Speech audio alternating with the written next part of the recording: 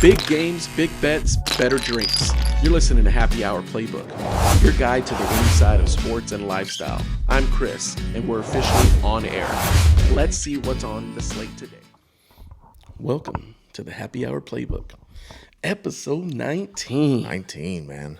Man, we got a lot to talk about. We made it. So this episode, we're going to talk about NCAA tournament. That's finalizing tonight. It's tied right now 1-1. So we're going to go into the NBA draft, which is on the 23rd. That's tomorrow, right? Tomorrow, yep. And then we're going to talk about the World Cup.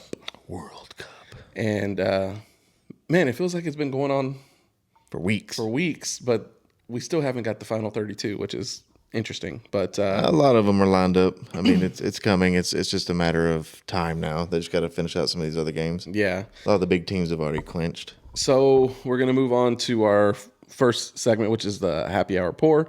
So this came, Wes said a bunch of people he knows that drink a bunch of bourbon and whiskey recommended this. This E.H. Taylor small batch. Yeah, supposedly pretty good. I mean, This is by a small distillery. You might not have heard it before, but it's Buffalo Trace. not small. It's a local. No, not local.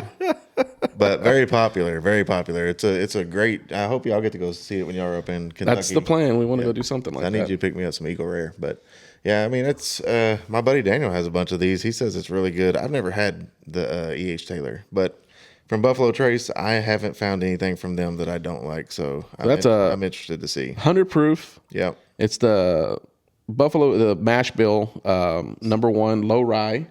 And this is usually around, what'd you pay for it?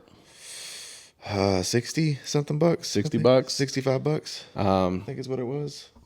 Pretty cool little bottle. It's Not not a good looking bottle. It's not super dark, but hopefully it's got a nice taste on the palate. I mean, it looks good. I'm ready to try it. Yeah. It says it opens up with a sweet aroma of caramel and dark cherries and vanilla. So It smells good. Smell that? That smells really good. Oh, for sure. smells That really good. definitely smell the cherries. That definitely smells very good. It's always good when I it think has I like should a- control the Oh, yeah, pours We'll based on control the how pours. last week's episode ended. Well, I think you put too much ice in there. So this one, so it says the mouthfeel. So on the palate, it's supposed to be a syrup, which we've had a couple that we've had that Had that kinda like syrupy a kind feel. of syrupy feel, syrupy, creamy sweetness. So butterscotch, brown sugar. It says dark red fruits like cherries. So hopefully we get that. Nothing wrong with It smells really good. yeah, I could it definitely does. do It the does cherry. smell really The good. cherry, for sure. That's good. That's really good. That gave me chills. That was so good. It doesn't. That was weird. I just got really bad chills. That was very good. It tastes just like it smells. Yeah. There's not I don't know, man. It doesn't have like a lingering. No, I mean it's It pretty goes much away. it's full flavor and then it goes away. It goes away really quick. That can be dangerous. I'm sure it will be. That's a little dangerous there. Y'all don't judge us too much at the end of this episode. No, man. If you just kind of let it die off, you can definitely do the caramel like. Yeah, I definitely feel the caramel. I'm not really sugar. getting that syrupy feel to it. It feels. I mean, it tastes really good. It's not like thick. No. The other ones we have had, There's been a few that have been kind of syrupy, especially like the Cavassier was a little yeah. syrupy. But this tastes really good. I mean, man, that is really good. I guarantee you I couldn't tell the difference between this one and Buffalo Trace. That Buffalo Trace was. This tastes really good. I'm gonna bring that Buffalo Trace back. Yeah, it might have been a bad bottle. It's a great bottle. You might have had it in you his just- garage for a while. Just kind You of just get hammered off of like one drink. No, it was. I remember drinking it. What do we have? That one or the Eagle Rare? We had both. Both. Okay. That was poker night. We had I know both. one was better than the other. I don't remember which one. Man, Eagle Rare is my favorite. It's so hard to find right now. You can find it probably for like $80 to $90 a bottle, but it's really a $35 bottle MSRP. And then if you go up to like the 12, I think it's a 12-year, like it's like this. $300 to $400. Dude, this has got a cherry. Like, strong. Dude, if you put a cherry, like this is Yeah. like an old fashioned with this, with like a little cherry Danish in it. Because it has kind of some bitters or something. that cherry is really good. It tastes really good. Yeah, I'm going playoff worthy with this one. Yeah, I think that's a twofer. I know you like to copy me. I'm not gonna lie. Oh man, that's really good. I think it is very good. It's like very smooth. Yeah. It's got a good flavor, but like you said, it's initial and then gone. It's not a lingering doesn't burn. linger. It's not It's a good. lingering. You're not tasting like a different taste at the end. Yeah. It's really good. I like it. That was really good. That's going to be dangerous for today, So, especially for since you had to work late. Yeah. So we're gonna move it to NCAA men's tournament. Yep. So Carolina, Oklahoma. Well, so we when we finished last week's episode, we were talking about the games coming because Texas was still in it, Georgia was still in it. Texas ended up playing Georgia in that losers bracket because Oklahoma smacked Georgia. Yep. And then Texas and Georgia had a great game. Man, it was like a pitcher's duel. Their pitcher struggled in the first inning. We had an opportunity to score some runs, and we didn't. And our pitcher was just on, man. He had like 10 strikeouts by like the fifth inning. Their pitcher had like 8 to 10 strikeouts by the sixth inning. It was really close. They had some very timely hitting. They had like some sacrifices that were very important to them that moved runners around, and then they executed, and they barely won, and it was a great game. And congratulations to them. They went on to lose again to Oklahoma, who was on a tear. Yeah, they did. Oklahoma, man, came in from. Well, I mean, we got to talk about like the road that they've taken. Like I was telling you today, they had a below 500 average in the SEC. Yep. Then they lost the first game of the SEC tournament. Mm-hmm. Then they lost the first game of their regional. Yep. And then came back and had won, 8 or 9 straight up until yesterday. That was their first loss in like 10 games. And they beat up on UNC that first game. Oh, my gosh.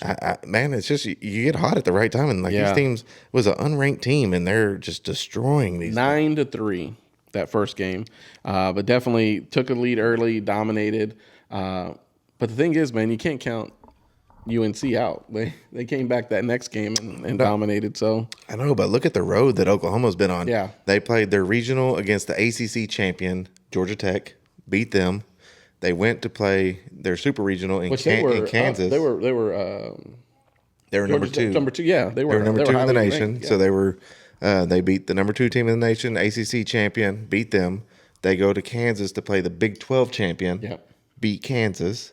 They come into this tournament, beat Georgia, the SEC champion, twice. Yep. I mean, they're on a heater. I really hate to see them do anything good, but we'll see tonight. I know it just should be starting right now. Actually, it starts at 6. But North Carolina's got a lot of pitching. I think Oklahoma, they've really had a really good showing from their young pitchers. Most of their pitchers are young freshman players. I think that's what helped too. That second game was the pitching. Both pitchers came out. So I mean, we'll see. We'll see tonight. I'm not real familiar with these players from these teams because I haven't watched them much this year. But North Carolina's been an MLB factory for decades. Yeah. And they're obviously ranked number 5 for a reason. They're not poor by any means. And the second game, they kind of reestablished themselves. And what was the ending to that game?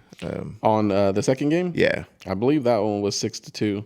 Yeah, they ended that one pretty good because I think it was 4-2 going into like the 6th inning, and they brought in a pitcher and he struck out his first 3 batters, and he was getting in some good momentum. So we have we hope it's a close game. Yeah, if UNC wins, this will be the first time they've won the World Series. Oh, really? Yeah, and they've had some good teams over there. Yeah. That's surprising. And Oklahoma, it's just going to be the icing on the cake for their season, the way they played. So I think either team winning, like I said, we have no dog in the fight, but just to watch it, to see good baseball being played. Oh, for sure. It's going to be a great game. I mean, the atmosphere this is, you like to see the championship game go to 3 games because, I mean, it's just all win or go home now. Yeah. It's not like, I can relax. We still got another game if we lose or whatever. But no, it's win or go home. And, I think it would be cool for North Carolina to win. Oh, yeah. I wouldn't be totally upset if Oklahoma wins. They deserve it from the way they've been playing. Yeah, from the way they've been playing and the road they took and the teams that they've beat on. They deserve it. Yeah, I think either team, it would be nice to see UNC win that first title. But like you said, Oklahoma coming into the tournament, the way they've been playing, beating up the big dogs, I think, no one wants to say anything positive about Oklahoma, but hey, it's Mobile Homa. But hey, they're playing good, man. You can't take it away. You can't take it away from them. Hey, man, if it gets these kids more money or potentially to go to the MLB, I think it'd be great if they're the way they end up playing tonight. So I'm trying to see. I feel like North Carolina's had a lot of good draft picks over the years. So I was trying to you want to see what who their draft picks were for the, let's see, UNC top MLB. Well, I was going to say, yeah, it's definitely got to put MLB because you bring in basketball. Let's see, MLB. Yeah, that'd definitely be a lot. MLB picks, draft picks, let's see. So their catcher went 35th overall last year, outfielder 22nd overall the year before. Sabato, I'm trying to think. They had a good pitcher years. Oh, Dustin Ackley. That's 2009. Dustin Ackley went 2nd overall. He was really good. And they had Alex White, who went 15th overall. So that was a good year. Andrew Miller is a stud. He went in the 6th overall to the Tigers. I don't know if you remember him. He pitched for the Indians that year. They almost won the title. Oh, I think I know who you're talking about. That was the year the Cubs came back with Aroldis Chapman. Yeah, so they had the 16. But Andrew Miller and him and Aroldis Chapman had like a reliever duel in that series. It was pretty cool. So this is last year's.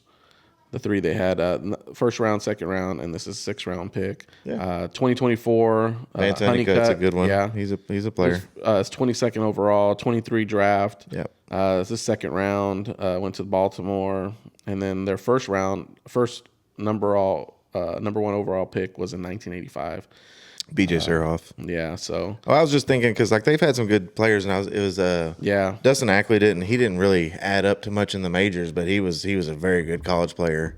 And then Andrew Miller before injury was unstoppable. Just a bullpen that you need me to pour in 3 innings of unhittable baseball, he would do it. It was dirty, and I think he was lefty, which made it even worse. He was just nasty. You think some of these people just get after college? I guess recently. When did the NIL start? 3 years ago? 3-4 years ago, yeah. Prior to that, do you think they just got stuck in the farm league or developmental league? Baseball is all about making the adjustments, right? So, and you see it all the time. These kids in high school throwing 95 to 100 miles an hour, and then you never hear of them again. It's because, they just don't adjust to the next level. It's different. You can't just throw 100 miles an hour and think you're going to get by. Yeah. There's a great example, and this is old head news right here. There's a kid from Forney, Zach Segovia. He was older than me, but I remember he won like Player of the Year 2 or 3 years in a row through 98. He signed immediately. I think he went to the Pirates organization, but could never develop anything else. Couldn't develop an off-speed pitch. I think he went to AAA. That's pretty damn good. Yeah. But it's you got to make the adjustments. Greg Maddux made a living throwing about 86 miles an hour, but because he could locate wherever he wanted to, and he could, make precise pitching, just movements and just stuff like that. It's more about making those adjustments and being able, mentally tough to handle those things. The same with hitting. Mm-hmm. Hitters, you see people that hit very well in some areas, and then when they move up to the next level, they struggle because the pitchers are adapting to them. Yeah. And that's always the success stories. You see these guys that have great rookie seasons, and then they die down a little bit because everybody's adjusting to them. And baseball is very mental. if you see 95 all the time, 95 is not impressive to you. No. So like us, yeah, that sounds awesome. Yeah. Like, throwing 95 or facing 95, but these guys face it every day. And so it's about making those adjustments. And it's incredibly hard. I mean, the competition level, I mean, there's just so few people that make it to that next step. This is a funny story. I was watching this video I came across, and these two girls, one of them, she called her girlfriend, called her boyfriend and said, "Hey, my best friend's dating this guy. He's an ex college baseball player. If I tell you his stats, can you tell me if he's good or not?" Well, they're reading off his stats. The boyfriend's stats. Okay. So he's like, yeah, he had 118 at bats, 5 home runs. This is for his career. 5 home runs. He was batting like 460 something. He's like, oh yeah, he's a pretty good. He's pretty good. She goes, but he had 118 bats. He only hit it like this many times. He's like, oh, he's pretty good. If he's going up there, he's doing 460. You're batting 460. It doesn't matter what league you're in. You're doing well. But then they're laughing the whole time, and they're like, we're joking. It's your batting stats and your statistics from college. And he goes, no, I was going to tell you should probably date the guy. He's pretty good. Yeah, I mean, but what's crazy is even very good players just kind of pan out. I mean, it's just you got to make the adjustments, and it's hard. This is not like fun baseball. This is work baseball. Like every day you're grinding your health, your stamina, you're working out, then you're going to the fields. I mean, it's definitely, you got to have a love for the game to be able to do it. And then that's what's crazy. Like we were talking about Bryce Harper. He graduated high school at 16 so he could go play junior college ball. That way he could be drafted at 18. Yeah. Because you can't, at that point, you couldn't draft a 16-year-old from America. Yeah. I guess you can draft them from other countries. That's a weird kind of scenario. Fake birth certificate, man. Whatever, yeah. I am 12. I am 12. But anyways, and as a 16-year-old, he hit like 30 home runs and batted like almost 400 in this JUCO, and he was pitching too. He threw 98.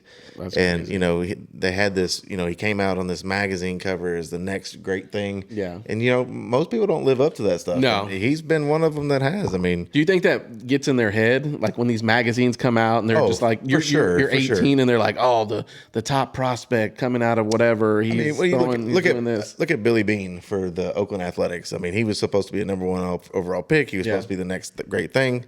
Obviously, it didn't work out for him. He became a general manager, and that kind of worked out for him for a little bit. Got a movie and all that kind of stuff, Moneyball. But like, it's just such hit or miss. It's just like quarterbacks in the NFL. Like, they look great in college, but will they make those adjustments in the pros? Because in the pros, everybody's good. Yeah, that's true. The worst defensive lineman is still better than all the ones that you played in college, most likely. And it's so hard to judge and see how these kids are going to adapt. And I mean, that's why you get lucky sometimes. You find a Dak Prescott in the 4th round, or you find a Tom Brady in the 6th round. I mean, how lucky can you be, to find somebody that's in love with the game? I mean, you see it in basketball. Most of the time, it's those top picks that don't really pan out. Yeah, it's a Giannis at 17 or whatever he went at that turns into a multi MVP champion. Brunson. Mm-hmm. 2nd round pick, 2-time, champion in Villanova. Yeah, 2-time champion in Villanova, high school player of the year, college player of the year. I mean, what more can you ask from a person? NBA champion, NBA MVP, Finals MVP. Finals MVP. Not a full MVP, but maybe in his future. Future. All right, we're gonna move on to the NBA draft. So that starts tomorrow, and we talked about who had the number 1 pick, which was Washington, right? Who just signed, or they're planning on signing Trae Young to a 4-year deal, over $200 million, $50 million a year for somebody that the Hawks didn't want anymore. Exactly, it's kind of crazy. That's how basketball is. They're paying people. But then we have the number 2 pick going to the Jazz. 3 Grizzlies, 4 Bulls, number 5 Clippers. So we're gonna talk about the top 4, but then we have the top 10 teams and who they're gonna project just based off of the prospects and who they have. So I mean, I think there's an opportunity for these teams to make some big decisions for their future. I mean, the Jazz have a relatively young team. Yeah. And they have some good young pieces. So for them to have a pick that high with the amount of players that are deemed very good, I mean, I forgot which expert was reviewing the draft, and they said that Cameron Boozer's the most complete player they've ever seen. Oh yeah, watching him play too. And, But then you've watched his what's it called? Workout, His combine workout, and it was terrible. He only had like a 20-something inch vertical, or like barely a 30-inch vertical. Yeah, like it's weird, but he dominated college basketball. I mean, he's not a bad player. You can see it. I mean, it's kind of crazy. I think. I mean, let's just talk about the prospects and then kind of where we think they're going to go, and then. So we got AJ from BYU. He's kind of the big man on the board. I think we all know. Well, he's the new big man. He's the big man that can handle and can shoot. Yeah, but we kind of know where he's probably going to go to Washington. Oh, 100%. It would be dumb for Washington, and if they didn't even want him, they could use him as a trade. But I mean, I think it fits what their needs are too. I mean, they need a small forward or like a shooting guard. I mean, at 6'9", 6'10", I mean, what more can you ask for? It's basically the same player we got at the Mavericks with Cooper Flagg. Yeah. I mean, I don't think he's as good as Cooper. I think Cooper's game's more refined. But this After guy, watching him this season, he looked a lot better towards the end of the season. Right, but this guy has got all the abilities to reach the next steps. Size, speed, skill, his ability to score the ball. I mean, that's what was crazy, and that's why I couldn't believe they lost in the first round of the tournament. Yeah. I mean, he had 40-something points a couple times this year. I mean, he's a freak kind of a player. But I think that fits kind of what Washington has. Washington has some young guards. They have Anthony Davis now, kind of in your power forward center spot. I mean, they have some good players. I'd be interested to see how they grow this next year. They're not going to be playoff contenders, probably. No. But potentially you could see that in another year or so if they keep this young group together. Yeah, whoever Trae Young turns into like Steph Curry or something. I mean, Yeah, he's had a couple of years to try to do that. But I think whoever he goes to, we're just assuming he's probably going to go to Washington. Why wouldn't you take him?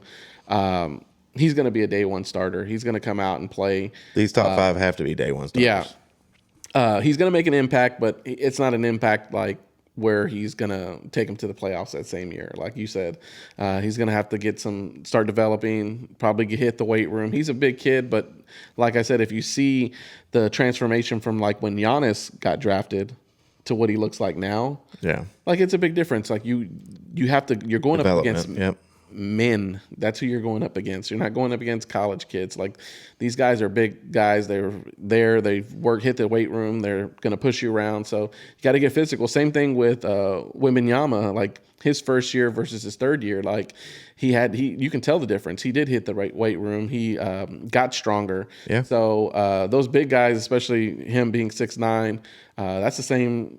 He doesn't look as big as LeBron, but like I said, LeBron's hitting the weight room. He's out there like doing physical. I mean, physical. LeBron spends millions of dollars on his health, and I mean, he has it, and that's what's probably granted him even the ability to longevity of the make career, more millions. It's hard. It's hard to like I said, judge this young talent and see how it's going to do. Like you said, against men, how they're going to hold that mentality. Like, will they fold and crumble at the first failure? Will they grow and learn? I mean, it's very difficult. I like this draft though. Oh yeah. So what do you? We got. I mean, we talked about AJ Boozer. I talked about earlier. The guy said he's the best college, developed player that he's ever seen, and that's an expert. That's not me. Yeah. That's an expert. I watched him multiple times this year, and he played very well for Duke. Yeah.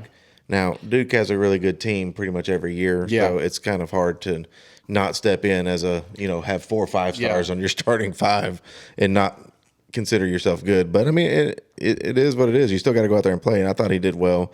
Darren Peterson from Kansas, he's been regarded as a very high pick in this draft, and there's been lots of controversy on him this year, whether he was trying very much or he was taking himself out of games. Yeah, I did. I did see them talking about that. It's kind of one of those things. Will he be able to mentally make it to the NBA? Because I mean, if you're taking yourself out against college players, what are you going to do when you have somebody guarding you in the NBA that's 30 years old and and they're trying to get their next jump. They're either trying to get a new contract or trying to stay on the team. Like I said, the NBA is cutthroat, man. It's not like football where you have 11 people on the field. It's then you got 5. I mean, you got 50 people on a roster in the football. You have like 15 in basketball. So I mean, it's very hard and very competitive. But his ability to score the ball and his playmaking ability as a guard makes him a high wanted pick.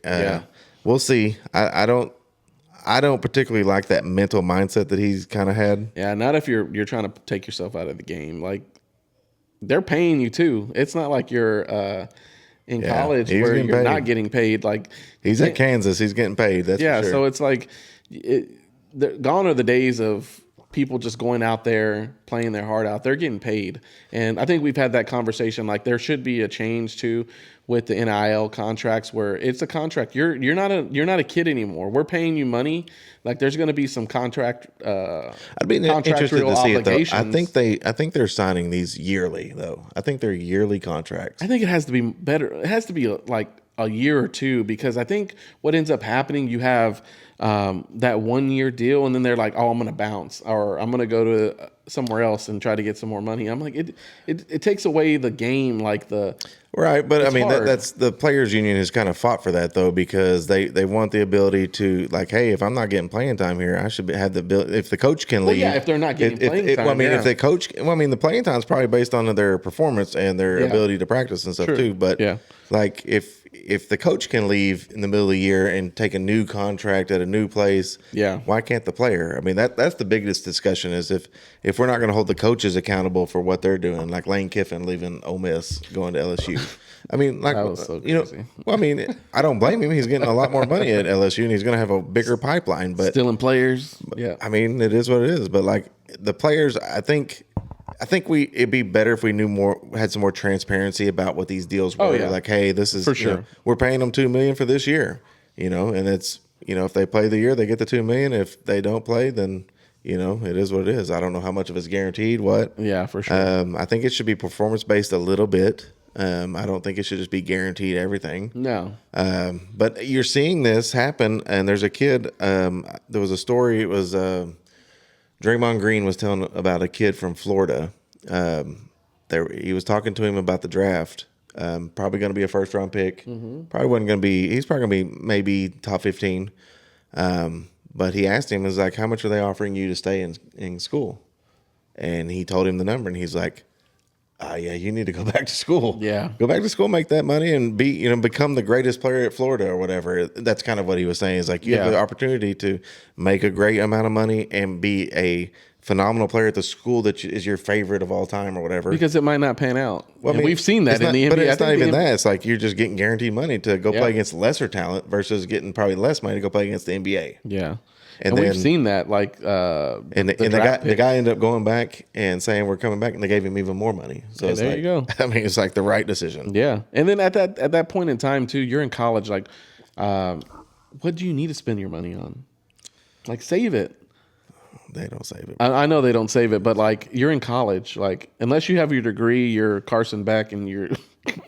What was that interview he did? And that lady, he's like, "Oh, what are you gonna do now?" And he's like, "I graduated before this, like I've been graduated." But like stuff like that, I don't know. I mean, it's hard. I mean, I can't just say like, oh, I would save every penny. But no, I would. I think if I had that amount of money, I definitely would have like some financial advisor that was not family or friend based, that would be kind of guiding me on my journey. And like, we talked about the athletes that we've seen that, they never spent a penny of what they earned. They just spent like Marshawn Lynch only spent his sponsorship money, whatever he got from there. He never spent any of his league money, and that's why he's set up and he does. He's set for life or whatever. It's just smart. Or like Alfred Morris, he drove his Toyota Camry all the way through college to the NFL, despite having like a nice big contract in the NFL. I mean, made millions of dollars. Still drove, his regular cars. This is smart.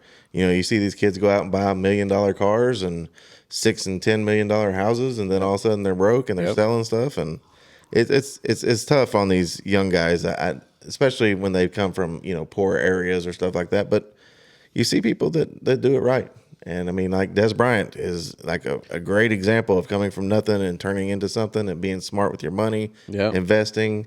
He does a lot of stuff. He has his own podcast.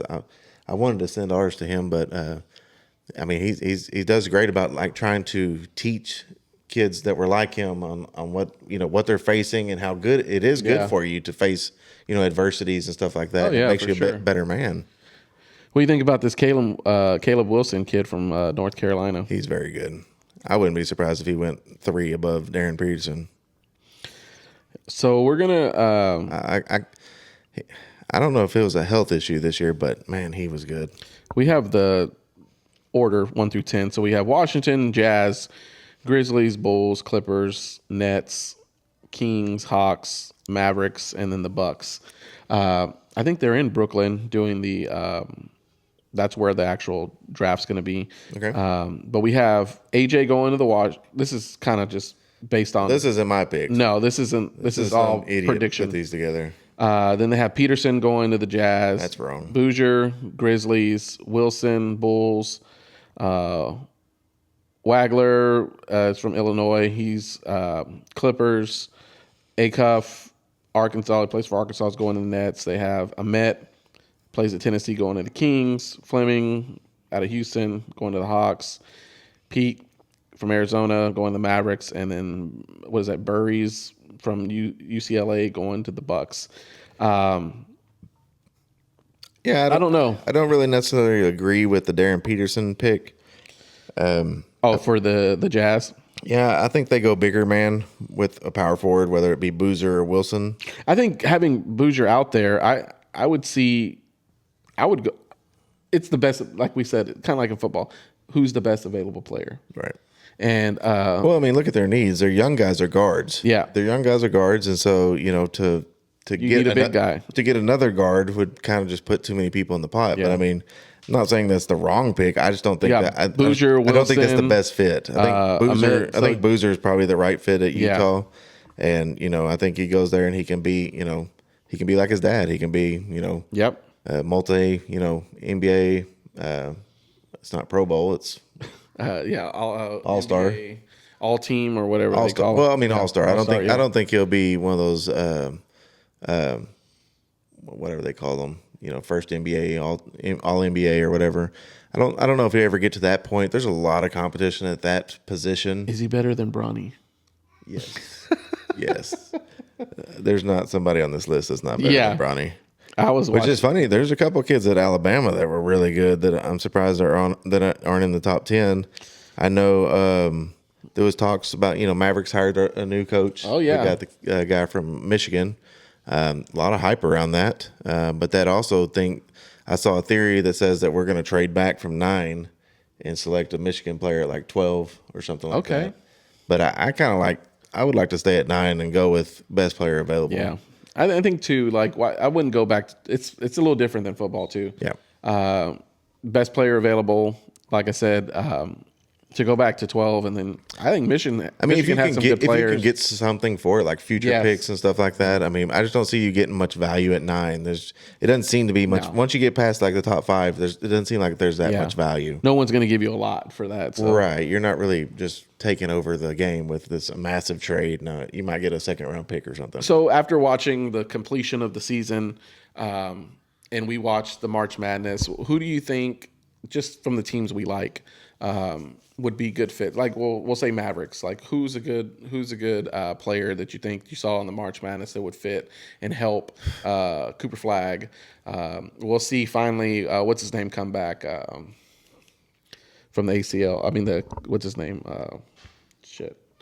Dude from Cleveland. The Duke player. No. He played at Duke. I know, but what's his name? Kyrie. Yeah. So, who's going to complement them? Like, who's a good young player come out? I mean, so I've seen some really good kind of off-season plans that people have put together for the Mavericks, and it involves a lot of trading of the pieces that we already have and letting some of the pieces walk.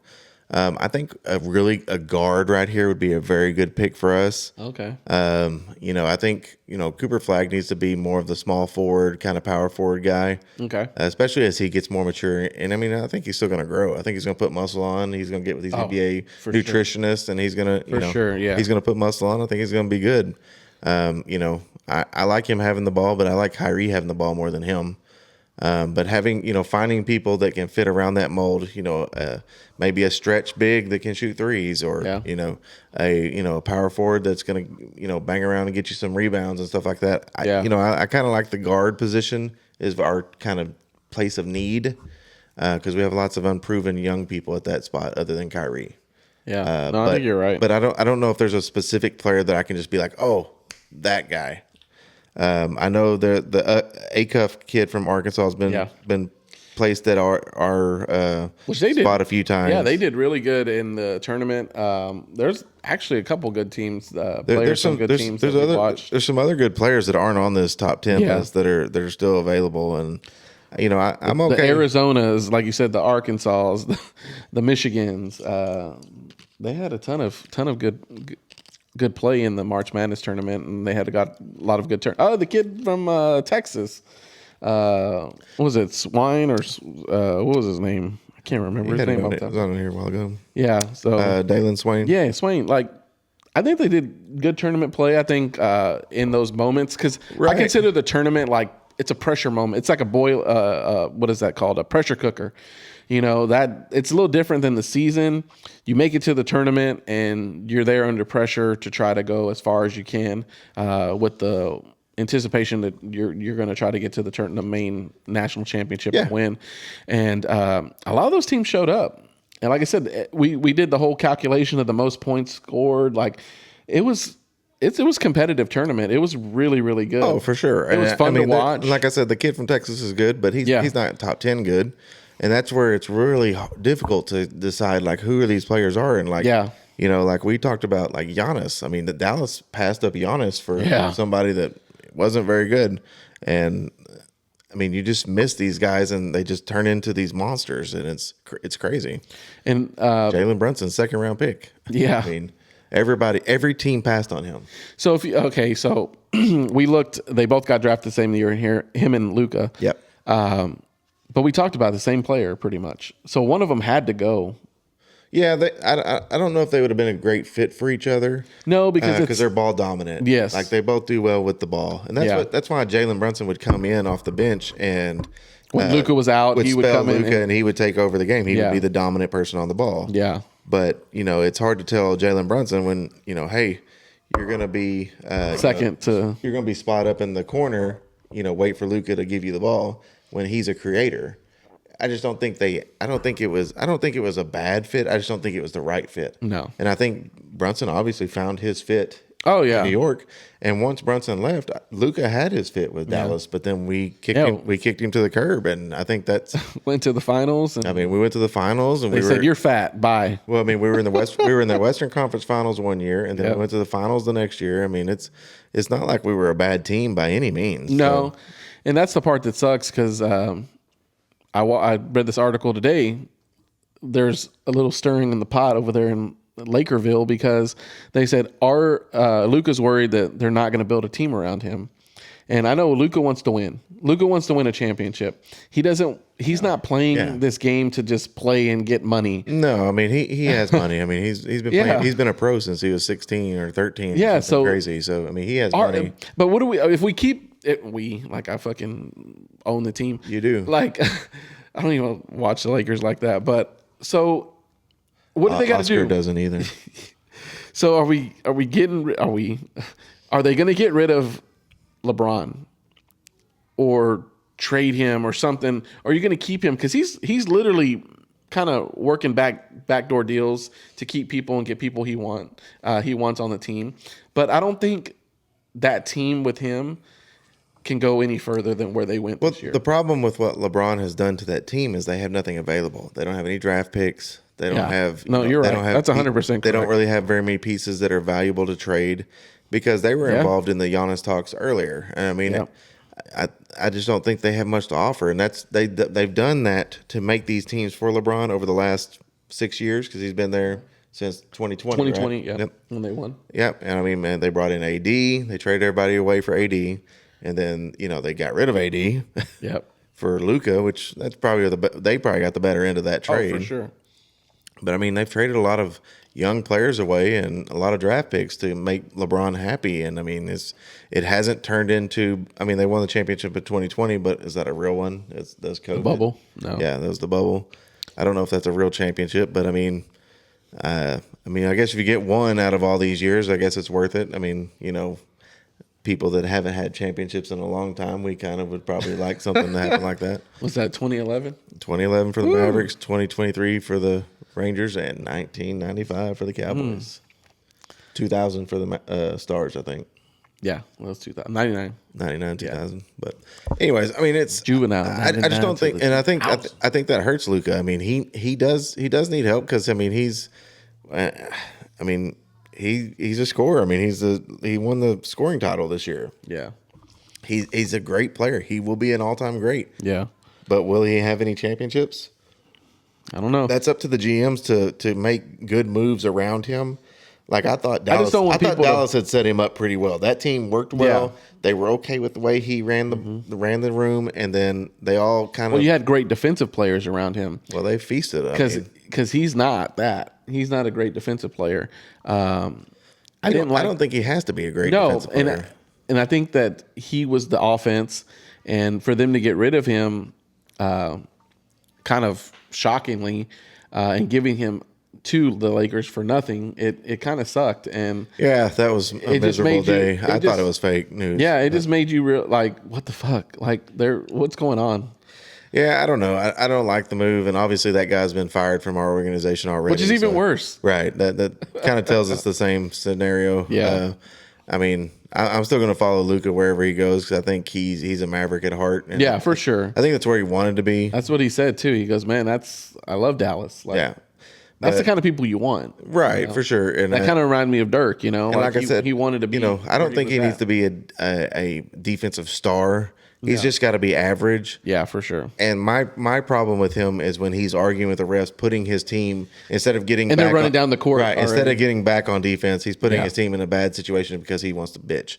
I don't like that at all. I think the refs, the refs are terrible. But oh my God. I mean, I think NBA refs are the worst. They are. But I think he needs to solidify himself as a team first player. Yeah, that's when he'll win a championship. Yeah. And I'm not saying that he's not.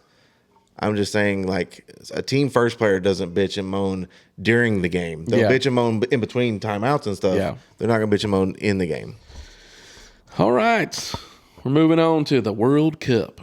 So just want to give kind of a shout out to everybody. So we had our videos last week. We did little shorts and little reels. And over 40,000 views. 46,000 views. Man, that's the most we've ever had. Thank you, guys. Yeah, I want to say appreciate it. It was great watching it. It all happened in less than 2 days. It was going up, and just the comments flowed in. I think it was over almost 50 comments on the one video. Most of them were okay. We're not going to allow any kind of hate or anything. Yeah, like that and to happen. we're looking for positivity, guys. We had to delete a few. And we just want to give you guys kind of the lay of the land. We're just here. We're just two guys talking about things we like and arguing with each other for the most part. But we're just giving our opinions. These aren't facts. These aren't. Some of them are facts. I know, but it's not like set in stone. So we're not sports analysts or anything, but we're doing it not yet, but we're doing it because we enjoy it. We enjoy the talk. We had a good time, and I think a lot of the interaction was really cool. It was great. I think it was awesome to see. Like I'm still getting updates of people liking worldwide. I'm talking other countries all over the place. Yep. England. We've had people from Japan, China, like getting that notoriety and people actually interacting and watching the videos. It was very cool. We appreciate it. Cool. Yep. And that's just on Facebook. I think on Instagram we had 26,000 views on the videos that we posted on there.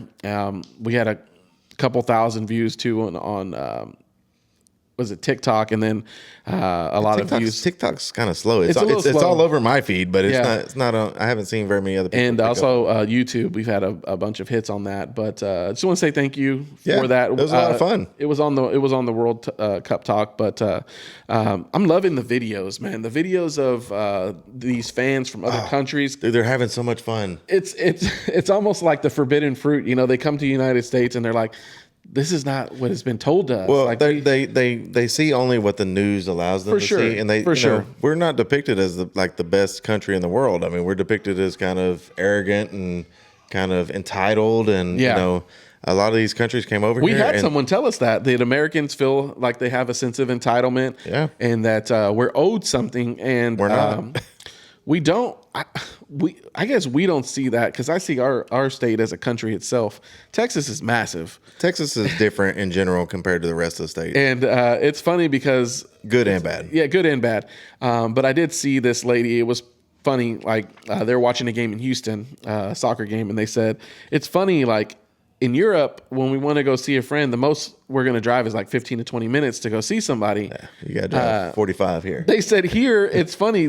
People drive up to an hour to go see their friends. I drove 45 minutes to get here. Yeah, I was like 60 minutes. That's not bad. That's driving to Arlington. Yeah, it depends on traffic. It may be just the mesquite. Hey, going to go watch the baseball game. I'm like, that's going to be an hour to get there. Yeah. But it's funny because we live here, so we don't realize how big and how much we drive. Well, I think we do. I just don't think it's not relevant to our current situation. No, and I mean, we could drive all over Europe for what we drive. Oh, for sure, across Texas, for sure. But it's cool seeing it, man. Seeing people try, Texas barbecue for the first time, trying Big Red for the first time. Just these guys, like, well, we'll talk about the Scots up in Boston. I love seeing that. That was great. They drank Boston out of all their beer. Every bar was empty except for they had some Bud Light left over. Yeah, the guy's like, they tried to give us some stuff called Bud Light. He's like, I didn't want that. He's like, I didn't want that. But then, like, you think of these kind of Europeans, like especially the Irish, the Scottish, the English, big beer drinkers. Oh yeah. And then we saw the English guy here in Dallas. He was like, man, I love the Shinerbach. And That's what I was about to say. He fell in love with, he's like, I love the barbecue. He's like, y'all are doing things right. He said, I fell in love with the Shiner, and I was like, Shiner's great. Dude, it's such a good beer. But it's crazy watching all of it, and I didn't think. What did somebody did a quote? It's like, we didn't need the World Cup. The World Cup needed us, and. No, I think we needed the World Cup because I think this brought a lot of unity amongst us. It has, and it's great watching it because it's like you see these people. They had the one guy at the airport. I think we talked about it. Yeah, he was driving to the airport. To go back home, and he's like, nah, I'm gonna go back. He's like, I'm having too much fun. I'm coming back. And we saw the kids, the guys from the Boston. They were like. Yeah, we want them to stay. He goes, they're enjoying them. They're great people. He's like, these are great people. I forget what they call their army or whatever. Tartan Army. But they donated like $10,000 to cancer research in children in Boston. So great, man. Like it's a big deal. I mean, they're contributing to the economy. They're buying up all our beer. I mean, I know here in Dallas it's been really cool. I've seen there was Fox 4 was interviewing a Japanese guy, and he was explaining. He's like, my English is not good. But he just kept saying, I am very excited. Yeah, I did. And they were just hyping each other up. And I was like, man, they're having a good time. And like, I mean, you just like the appreciation of like the way, I don't know. It's like me and my wife were talking about, because I don't really watch soccer, but I watch the World Cup. Yeah. And so like we've been watching some games, and she's like, it's crazy how much these countries are so much more involved in the sport that we take for granted. Yeah. But I think the U.S. is turning a curve. I mean, we have some good programs, these youth programs for, Team USA under 18 has done very well. I think. Well, I think that's where all the money. I was talking to Paradiso about it. He goes, "That's where our money's going to. The money that we're making, the revenue we're making from the games, is going to USA Soccer, which is good because we need more emphasis in it. But it's great seeing everyone come together. Right. I just like the camaraderie of the countries. It's great seeing it. No one's like making a big deal about it. They're coming together to like, you know what, it is soccer is a worldwide sport, and it's nice watching. Well, these fans are taking over. Oh yeah, it's great. So Argentina played here today, and of course Messi had 2 more goals. He's only got 5. Yeah. They played 2 games in Austria, and he missed one, a penalty kick, which probably should have been guaranteed. But like seeing those fans, they had I don't know if it's which park it is in downtown, but it was covered in Argentina fans. They took over the whole thing. Like they're doing an aerial view. And it's just a huge party. All these people just having a great time. I mean, I think that's what's so cool about soccer in the World Cup. It's bringing everybody together. I think you see on like Team USA, that's been a lot of camaraderie amongst the fans. Oh man, a lot of young guys on that team, man. And yes, you know, they had the first game where they came out 4-1. The second game was Friday. They won that game. It's 2-0. Yeah, it's great seeing that. And you look at the other teams, kind of the big teams. You got Germany, you got Argentina, you got Brazil, Spain, Norway plays tonight. So it's those teams you see, and you're like, man, it's crazy seeing these fans out there, like super excited. And I was talking to somebody this morning. I was like, man, like I said, I don't follow soccer that much, but even when they call back the goal, the fans are still screaming and yelling like, oh, it's offsides. There's like, and the camera's on them and like zooming in. I'm like, did they not hear that? The World Cup brings the women out too. Man, for sure. I don't know where these people were created, in a lab or something. They're like these beautiful people in every nation, beautiful people just flocking to these soccer stadiums and like, oh my goodness, like what this? I mean, they never have to go to another game again, probably because they're picked up by some kind of agency or something. But for sure, modeling agency. Dude, for real, these people are just naturally beautiful. It's crazy. So the other game, not us, obviously. Yeah. So the other game that was going on was France and Iraq, and I think that one you said was delayed. It's in a delay. It was raining. I think they reached halftime, but then it went into a delay. OU's up 2-0, top of the second. Let me see here. And then we have in the New Jersey Stadium. It's still on delay. Yeah, so we have New York, New Jersey Stadium, Norway and Senegal. That's at 7 later. Yeah, 15 Jordan, Algeria. That's going to be in San Francisco. That's going to be at 10. Which that's won't make that one. Yeah. There's a couple of games. I think even the Vancouver ones. Homie's got to get up in the morning. Yeah. The Vancouver games have been at like at 11 p.m., man. It's super, super late. It's crazy, but we have a couple of teams that so we started with 48 teams. Now we're down to we're getting down to the round of 32. It was more than 48 because you got to think. Oh yeah, it was a lot of teams. So 32. So they're taking 2 teams. So it's the way they're doing it is going to be 12. There's 12 groups. So they're taking 2 teams from each of the 12 groups, the top 2 teams, and they're going to get 8 best third place teams will advance to the knockout round, which is going to start on the 28th. So we have 12 groups. So there was 48. So we have Mexico. They won the 2 games, which the Korea game was, oh my gosh, it was crazy that goalie. I'm like, goalie's got to work on his hand strength. If you're going to come out there and try to grab the ball 10 yards past everybody else, you need to hold on to it. So my wife was showing the training video that Korea goes through, and it's all lower body. Like, it's so crazy. They're doing leg press. They're doing all this. And I'm like, the goalie should have. Close game. That should have been 0-0. It should have been 0-0, but the goalie coming down with the ball didn't have a good grip on it, and didn't help that his player was under him. But, yeah, that game was, man, it was close. And like I said, it would have been 0-0 if that goalie didn't drop the ball. So it's like, we watched Spain. We talked about Spain last week. They tied in their first round, which was kind of a disappointment for them. But then yesterday they came out and just smacked Saudi Arabia. I was like, golly. And they had their little teenager on their team that's like the number 1 player in the world. He had a goal, which was pretty crazy. And then I watched the Netherlands play. I watched that. Sweden. Yep. And that was supposed to be a closer. That was supposed to be a closer game. It was like Sweden, 5-1. Yeah. It's like, man, this has just been an all-out assault, and it's some of the games are just so like, kind of so close, 0-1, 0-0, and then you have these games that are 5-1. It's like, my goodness, what is going on? So we had Group A was Mexico. They secured their spot. They were 6 points, which was a +3 goal difference, which they secured their spot in the round 32. United States, 6 points. That's a +5 goal difference in Group D, which they're advancing also to the knockout round. Yeah. Germany, 6 points with 6 points in the tournament. They have a +7 goal difference. They had to come back and win the other day against Ivory Coast. Yeah, the Ivory Coast had them 1-0 for a long time. For I want to say about 60-something minutes into the match, and then they scored 2 quick goals, which Ivory Coast, I don't know. There was one pass. It went through they showed it 10 people and made it to the Germany player, and he ended up scoring. It was we were talking with Ilabachi today. It was crazy. And then we have Group J, which is the Argentina Austria game. Those both won their opening game, and with Argentina winning, that kind of moved them up. So I don't know, man. It's looking good. I'm excited. It's going to get intense the next week or so. And I think it's going to be good once we get to a solid foundation of 32 teams.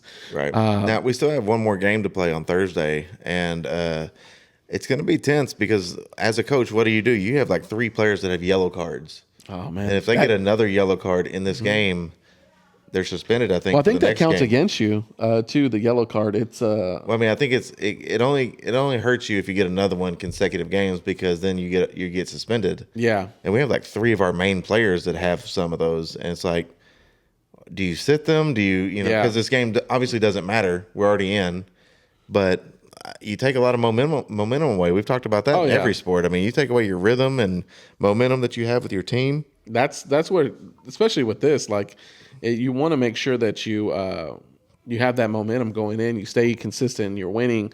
But it says the suspension, which, you definitely don't want that. Yeah, I think they're going to have a tough choice of whether they want to risk these guys getting another one. Oh, I guess it does matter too if it's a tiebreaker. So I guess that's fair. It's called fair play conduct score. With red and yellow cards translate into negative points.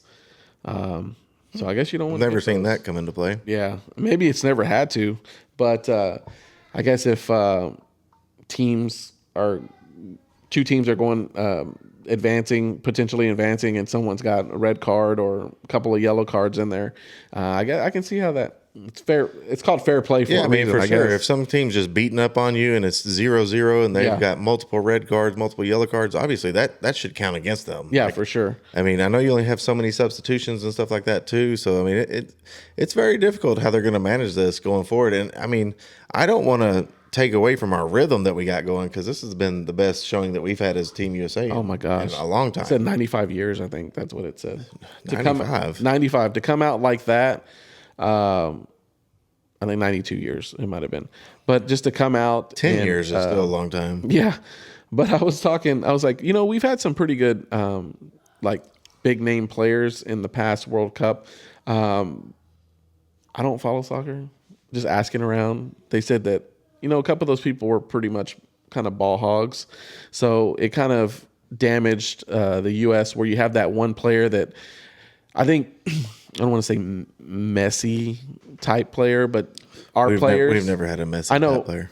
Because he takes over the game. He literally, if you look at the first game and the second game, he is doing it by himself. Dude's our age. Yeah, for sure. He was supposed to retire a long time ago. Still playing. Still dominating. Strong ass kick. Still dominating. But I just think, with the young team that they have now, watching it on Friday, as the full game I watched on Friday, I was like, man, they played really good. Yeah, it was really good. And we were without our best player. Yeah, I was like, Pulisic was not even there. But I like to see, he was there cheering on his teammates. He was there celebrating with them after the game. They had a huge prayer after the game as a whole team. I mean, I think this team is different. I think their hype is real. I think that we have some young players that are going to be really needed to step up at the next rounds. Because it's only going to get harder from here, but for sure, I don't think we're in a bad scenario. I think USA Soccer is in the right spot, and it's getting set up for future successes. Yeah. So this is something me and him talked about last week amongst each other. Playing for your home country. He has got some facts that. Yeah. So I looked this up. So we have a player that's Nigerian, right? Yeah. He was born here, but his family just traveled here from Nigeria, and he was born here, so he's a citizen of here and there. I just think it's interesting because we were talking about can you just other players can you just choose to go play wherever you want to? So or are there rules in place? Like I said, we're not the connoisseurs of the soccer, so we're looking this stuff up as we go because it's questions we have. It's like, well, I mean, I think they're good questions too because you see, I mean, this you look at players on teams and you're like, does that guy live there? Or is he a citizen from there? Or how does it work? Like, can you just jump Are you doing NIL style, just jumping one year after another to another team? I mean, or every 4 the way years? they pay these players in that La Liga stuff, I mean, these guys are making bank. But so it's birthplace or ancestry. A player is eligible if they were born on the territory or if their biological parents or grandparents were born in that territory. Players without ancestral ties must live continuously for at least 5 years in the territory after turning 18. So that's like a residency. Okay. Stitch. A resident, like a resident card or something. Switching countries. Once a player plays in an official competitive senior match, they are typically tied to that nation for life. Oh, wow. However, FIFA allows a one-time switch under strict conditions. The player had 3 or fewer senior caps, which I'm guessing that's seasons. Yeah. And then none of these seasons were in major tournaments like the World Cup or Continental Championship. All previous senior appearances occurred before they turned 21. That is pretty strict. So I mean that's pretty strict because that's kind of stuck. these guys before they get to their primes. They're like, hey, like that kid from Spain, you're going to be stuck in Spain forever. Which most of these guys probably are okay with that. Yeah. You're playing for your nation, and then we've seen that the representation of these people and their nations. And I did see a video, really cool, of Messi, his son. So they're showing him in all these tournaments in Miami playing. I guess the kid's pretty good, but they were asking him, if you get to the level where you're able to play in the World Cup, what country would you go for? Well, he's a citizen of, I don't know if it's Spain or somewhere over there in Europe. Well, Messi played for Spain for a long time. And he said, I would play for Argentina. But that's using the ancestry. I was about to say part it's of ancestry because he's probably lived his whole life here. Yeah. Well, he lived his whole life in Spain, and he just moved here from Spain to come play in Miami. If I'm not mistaken, don't quote me on that. But watching the story, I thought it was pretty cool because the kid's like 10. Wow. So he's not an old. We got time. Yeah, he's got time to pick, but it might change. Like I said, we need to get some of these billionaires, Elon, like just slide him some money. Like, hey, you're USA now. Yeah, USA now, right? Well, ancestry, right? I mean, soccer's crazy. Like a buddy of mine, Jason Thompson, shout out. He's an orthopedic surgeon now down in Corpus Christi. There we go. But he played here in Rockwall, and then he went to. He was at Eastern Illinois with Tony Romo. Yeah. He was there when Tony Romo was there. Played soccer there. Then he signed on with DC United, who is one of the one of our pro teams here in the United States. MLS. And won a championship there. And he had to retire because his knees got torn up so bad. But I mean, it's pretty cool. You see people have success in soccer and still kind of manage to, like he was saying, he blew all his money when he was young because he was like 19 and they gave him all this money. He had like a BMW and shit. And then he's like, I wish I would have saved all that. Oh, for sure. Then I would have to struggle so hard going back to med school. And oh my God, I tried to get him to come here to Rockwall, but he likes the Corpus Christi area. Hanging out by the water, living the life, fishing. Some might say that's not a beach. True. The Mississippi screws us. Yeah, but I don't know. We're going to open the forum to talk a little bit. We're going to do some I've done movie that I've watched. I can't get anything to work. He's slacking. I mean, I just can't leave my family at home and go watch movies by myself like you do. Take them. I take them. I force them to go with me. They're like, "What are we watching?" I'm like, I don't know yet. I thought about going to see Toy Story on last Friday. Oh my God, it was great. That storm came in. Oh, but I was like, it was raining. Man, if they knock out the electricity to the theater, I'm gonna be so mad. So we didn't go.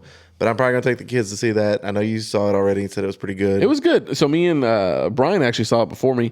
We were talking. It was a great story. It's not what you think typically. Like when you watch the trailer, you're like, okay, it's talking about this. But it went a little bit more in depth, and it talked about kind of like cyberbullying and things like that. Yep. And I thought it's relevant because it's very relevant. And I like how it says, it's not one or the other. It's not old school play versus technology. Like it has to coincide. It has to be together. Like, well, I saw Tom Hanks made a comment about it. He's like, nobody's ever gotten their feelings hurt playing with a toy. No, but they've gotten their feelings hurt from what's said online. For sure. So. And I like how, like watching my kids, they 10 and 9, like still play with toys. They play with each other. They're over there playing. They'll make believe or do whatever. But they also will be on their tablet playing with each other and on the same game playing each other. So it is going to coincide, and that's how we communicate with them too. They have their little watches, and we're texting them like, "Hey, where are you at?" Or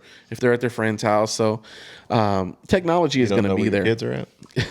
Oh, I know where they're at, just when they're coming home. But just technology is going to coincide with that, and Need some time to slide one in. yeah,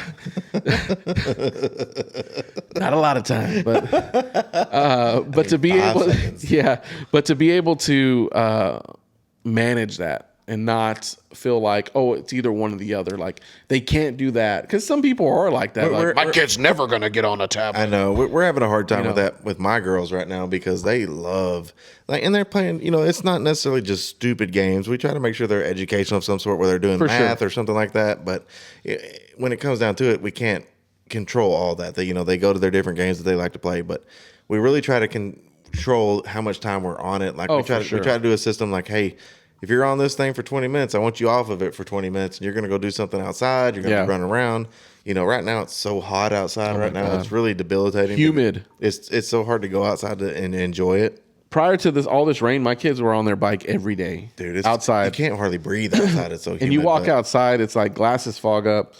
Like you said, the air's thick. It feels thick. It's just real heavy.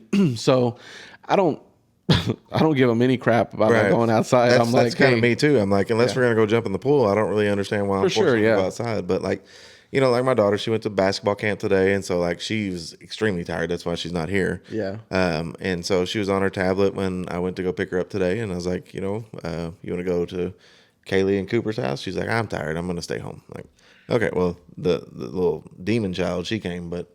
I don't think she ever runs out of energy. She played in the hot tub for almost 6 hours on Saturday, and still had to be coerced to go to sleep. Oh, I bet. She's like, I'm not tired. Yeah, we're just getting started. Come on. Yeah, let's go run. Let's go run. Let's go run laps. Like, what do you want me to do to give you energy? I'll help you out. Nothing. I was like, You want to watch this YouTube video with me? There's not enough cocaine in the world to get me on your level. But I mean, it's hard to manage it, man. Because I mean, I like my phone. I'm on it probably way too much, but there's a lot of information on it. I'm like, I'm going through stuff. I'm looking at sports scores. I'm looking at stuff that we talk about. I'm looking at movie stuff. I mean, it's just, you kind of get caught into it. And one of my things that I'm trying to do is trying to put this down and enjoy what's in front of me with my family and children and stuff. And that's one thing I'm glad. Like, my kids don't get upset. Like, I'm like, hey, like during the week they don't have their tablet. They don't have anything.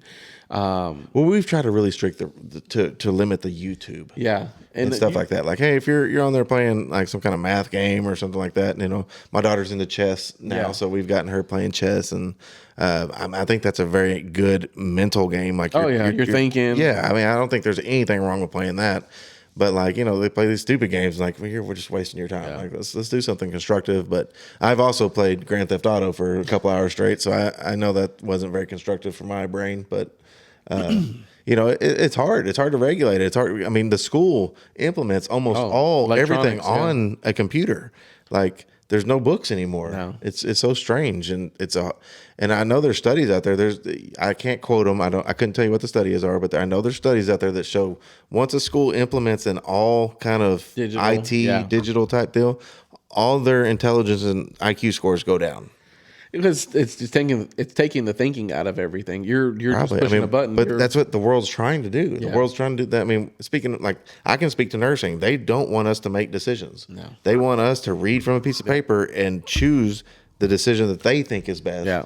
Not for us to make hey, this person, I don't think that answer is good for this person. Yeah. Like, there's no clinical. No, it's true. It's taking the thinking out of everything. Technology does, but I love it whenever we go on during the school year. Like I said, my kids are on their tablet, and we have it locked down to 1 or 2 hours for when they do get it, and it asks for us to give them a request. It's like a permission, like, hey, they want to spend more time on this. No, and it's usually it's either no, 15 minutes, an hour, or all day, and usually it's 15 minutes to an hour. I'm like, okay, you're on.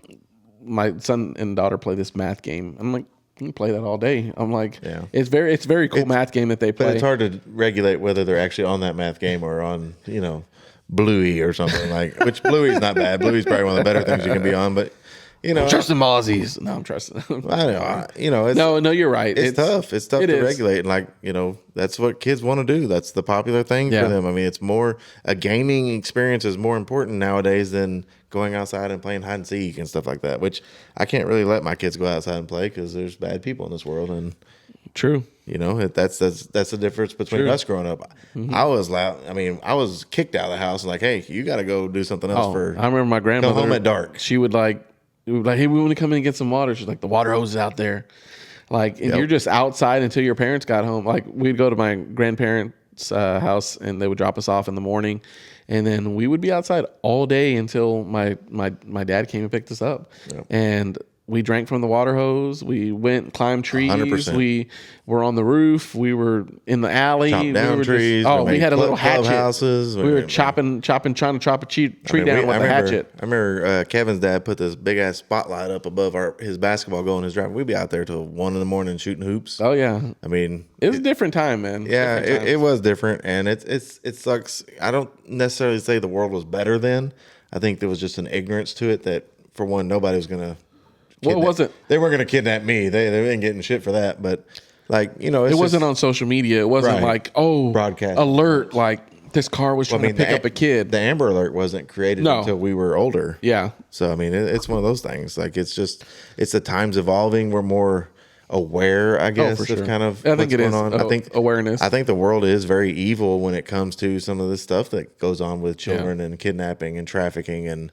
I think trafficking is a lot bigger now than it was. It's huge, and I think we just know about it now, and we still can't stop it. And that's what's crazy. Nope. Like, it's shameful what this world has become when it comes to children. You can't protect them. You can't take them anywhere because people are gonna try to steal them. Like, you hear about the people stealing kids out of like shopping carts and Walmart and Target.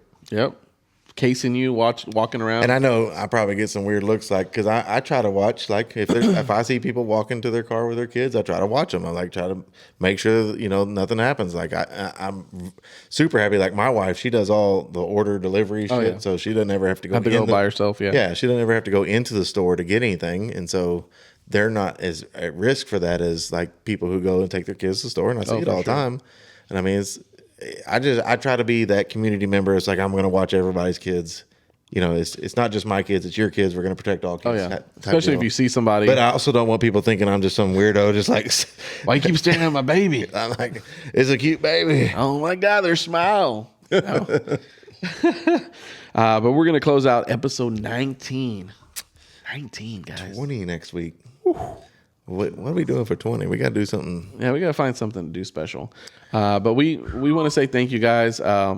I honestly, we did this for. We were blown away last week. Yeah, and we're doing this for our benefit. It's fun. It's not something that we were like, oh man, we're gonna do this and we're gonna make it. Yeah, we did this. We're gonna make it weekly. Is what? Yeah, we're gonna make it weekly. Let's see how long it lasts. Yeah, exactly. It's for fun, like I said, and it just became easier. It's just. I don't know.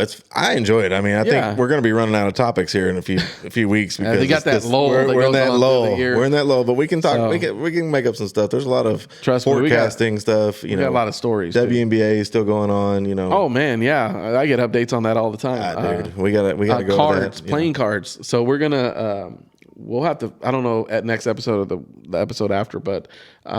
There's a local show that we looked at that's coming, but maybe we should bring some cards.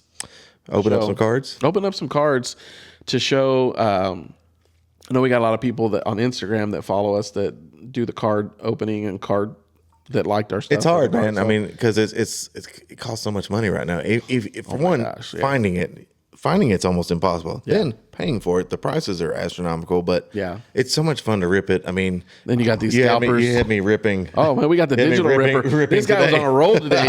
I was killing it. He was killing it. I was like, I would keep that card. I was just sitting there ripping them. I'm like, man, that's gonna be my first one shipped to me, but I've already back up to $10. So from $1 cards. But so we're gonna have a day where we about do it. that. I know I need to bring my WNBA cards and open them up. I know my daughter's wanting to do a few of those too, and.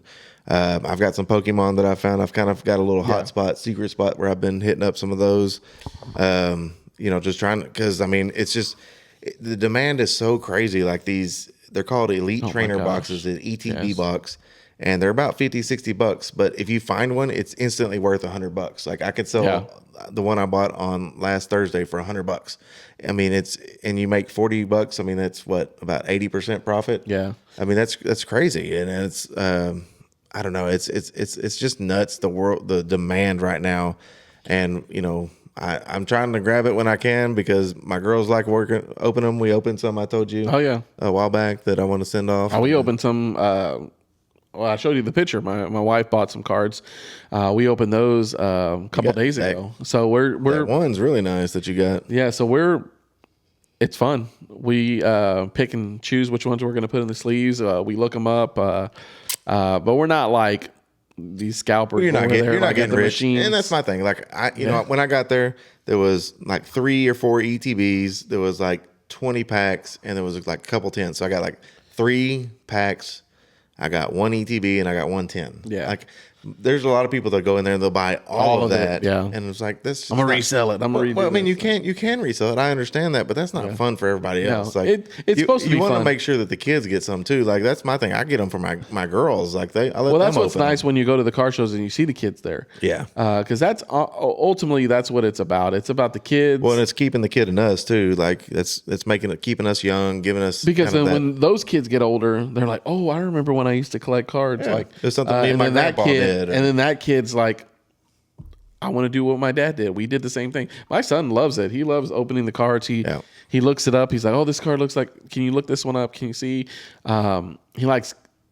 It's with kids. It's very visual, shiny. They're like, "Oh my god, it's this one. This one's the one that's going to be." It's not worth anything. It's not worth anything. Yeah, I don't even know who it is, but it's just one of those things that's visual with them. Same thing with the Pokemon card. I'm like, I don't think we can do something maybe. I know we got some vacations coming up, so we're gonna have a break, probably for a week or two. Yeah, we'll try to put it out as soon as we can, but then we'll come back and we'll discuss the vacations and stuff too. So for sure, we got some good ones coming up.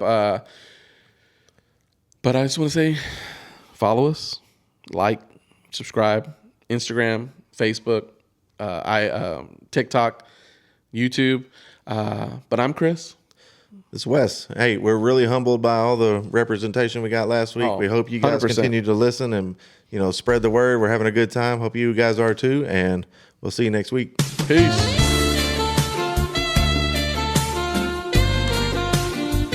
That's the final whistle for today's Happy Hour Playbook. I'm Chris, and we're officially off the clock. Make sure you follow us on Instagram, YouTube, Spotify, and Apple Podcasts so you don't miss out on our next slate of picks. Stay sharp, stay hydrated, and we'll see you at the next kickoff.